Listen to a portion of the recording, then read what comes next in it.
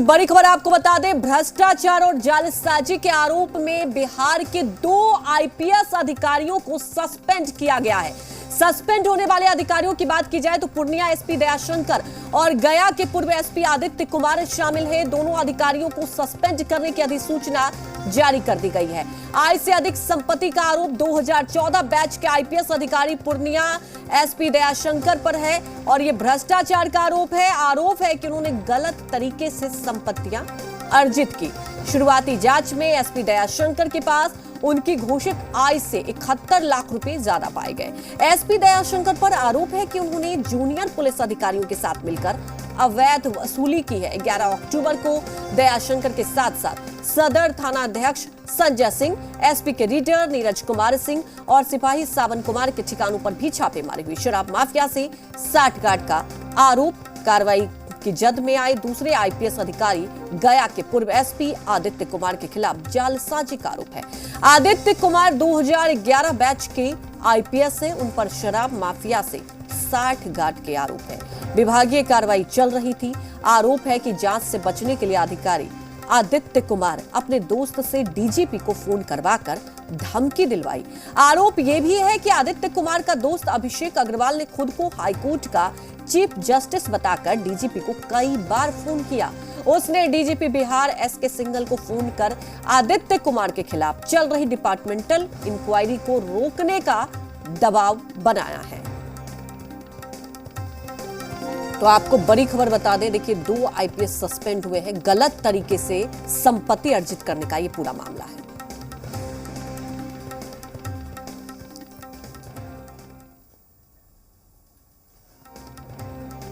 तो पूरे मामले को लेकर बिहार में सियासी पारा भी गर्मा चुका है। इसे लेकर क्या कुछ रिएक्शन आ रहे हैं, आइए वो भी सुन लेते हैं। बीजेपी 17 साल अभी शासन की है नीतीश कुमार जी के साथ, तो क्या उसमें सैकड़ों पदाधिकारी पकड़ाया नहीं है क्या? तो उससे परे थे क्या? ऐसा नहीं है। भ्रष्टाचार पूरे देश विदेश में फैला हुआ है और सरकार इसको रोकने का हमेशा प्रयास कर रही है। बहुत सारे सेंटर बनाए गए हैं जो इसका प्रतिबंधित करने में दिन रात काम कर रहे हैं, लेकिन फिर भी अरबों का देश का संख्या है, लोग इस तरह का काम करते हैं, तो जांच प्रक्रिया भी उसी टाइप से चल रही है। लेकिन ये आरोप लगा देना कि बिहार उसी रूप में जा रहा है, ये सब बीजेपी का बेबुनियाद ही है। बिहार तो भ्रष्टाचार का जमात बन गया, भ्रष्टाचारियों का जमात बन गया है। और जो प्रशासन में जितना भ्रष्टाचार है और पुलिस महकमे में खास करके जितना भ्रष्टाचार भरा हुआ है और नीतीश कुमार का प्रोटेक्शन प्राप्त है, ये शासन भी तो पूरी तरह से ब्यूरोक्रेट्स का है, ये पॉलिटिकल लोगों का नहीं है। उसका संरक्षक नीतीश कुमार है, तो इनके एसपी भी प्रभावित हो जाता है। अब किसके बारे में कहना है, इसलिए भ्रष्टाचार की जननी हो गया बिहार। हमारे नेता माननीय मुख्यमंत्री नीतीश कुमार जी कई बार ऐलान कर चुके हैं और हमेशा ये बोलते हैं कि जो कोई भी गलत करेगा वो कानून के परिधि से नहीं बचेगा, चाहे वो एसपी हो या किसी भी बड़े ओहदे पे बैठे हुए। हाँ, सरकार ये जो है कार्रवाई में विश्वास करती है और हमेशा जब कभी भी सरकार के संज्ञान में कोई भी बात आती है तो उस पर अविलंब कार्रवाई किया जाता है। देखिए, भ्रष्टाचार के खिलाफ ये कार्रवाई हुई है, इसे लेकर अलग अलग रिएक्शन भी आ रहे हैं और इसे हम समझने की भी कोशिश करेंगे। तमाम जानकारी के साथ पटना से हमारे साथ ब्यूरो चीफ रजनीश लाइव जुड़ चुके हैं। रजनीश, देखिए वाकई कहा जा सकता है बड़ी कार्रवाई हुई है। और क्या होता है ना, जब भ्रष्टाचार के खिलाफ कार्रवाई होती है एक मैसेज भी जाता है दूसरे अधिकारियों को भी और आम जनता के पास भी। देखिए अंजलि, कार्रवाई की गई है और ऐसे देखिए ट्रांसफर पोस्टिंग जो है वो रूटीन वर्क होता है सरकार का, विधि व्यवस्था को ठीक ठाक रखने को लेकर, नियंत्रित और संचालित करने को लेकर। लेकिन यहाँ पे मामला जो है, जिस तरीके से प्रकरण सामने आए हैं और आईपीएस अधिकारियों का जिस तरीके से निलंबन हुआ है, अब इसमें ये बात स्पष्ट हो गई है कि ये कोई रूटीन प्रक्रिया नहीं है और ये जो पूरा प्रकरण सामने आया है इसको लेकर कार्रवाई भी की गई है।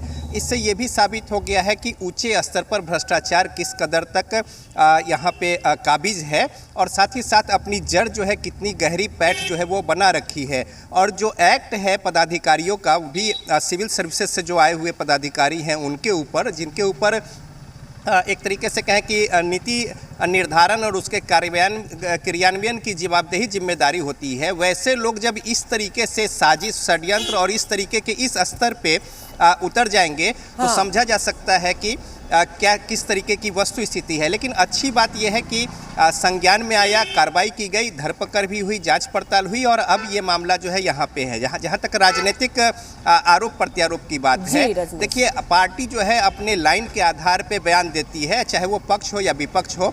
तो बीजेपी विपक्ष में है, यहाँ पे सीधा सीधा आरोप लगा रही है कि अकंठ भ्रष्टाचार में सरकार लिप्त है और साथ ही साथ संरक्षण की बात कह रही है।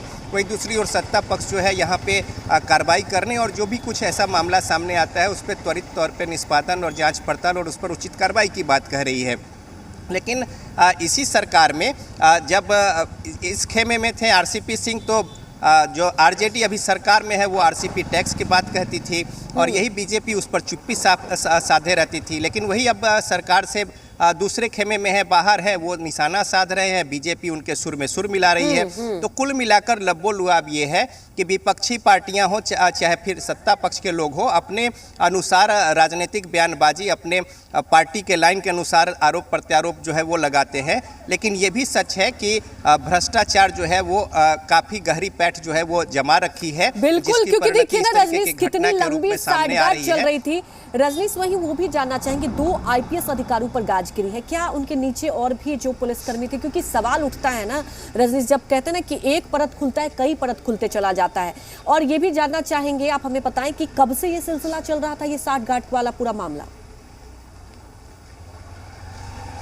आपने देखा होगा कि इससे पहले भी अगर आरा की बात कर ले, वहाँ पे बालू के खेल को लेकर वहाँ पे एसपी जो हैं उनको दरकिनार किया गया। इसके अलावा अभी आप देख ले, गया का मसला सामने है, उत्तर बिहार के जिलों की जो स्थिति है वो भी सामने में है। तो अब समझा जा सकता है कि जिनके ऊपर पूरी जवाबदेही है, जो ऊंचे स्तर के पदाधिकारी हैं, जो एक मानक और आदर्श समाज के सामने और साथ ही साथ अपने कनीय पदाधिकारियों के सामने रखकर एक आदर्श प्रस्तुत कर सकते थे, जब वो इस तरीके के आकंठ भ्रष्टाचार में लिप्त हैं या इस तरह के षड्यंत्र और घटना में, जो कि आप कह सकते हैं कि ये सिनेमा और फिल्मी दुनिया में या फिर जो एक कॉमिक्स और नॉवेल होता है उस तरीके की बातें होती होंगी, वैसी बातें यहाँ पे देखने को मिल रही है कि षड्यंत्र के तहत फोन कराया जा रहा है जज बनकर और डीजीपी को ब्लैकमेल किया जा रहा है। तो समझा जा सकता है कि मामला कहां तक है। बिल्कुल, तो जिन्हें बड़ी बात कह दी आपने। करना ऐसे तो हम वेब सीरीज पे देखते हैं कि कैसे प्लानिंग किया जाता है, कैसे प्लॉटिंग किया जाता है और उसे यहाँ पर आप देखिए हकीकत में तब्दील किया गया है। हालांकि कहा जा सकता है कि देखिए अब कार्रवाई हुई है, आने वाले वक्त में और क्या कुछ खुलासे भी होंगे। फिलहाल हमारे साथ जुड़ने के लिए आपका शुक्रिया। तो वाकई भ्रष्टाचार को लेकर एक बड़ा कदम उठाया गया है। वहीं बात कर लेते एक और महत्वपूर्ण खबर की। पटना की बात की जाए, डेंगू का प्रकोप लगातार बढ़ते जा रहा है और आपको बता दें लगातार प्रकोप बढ़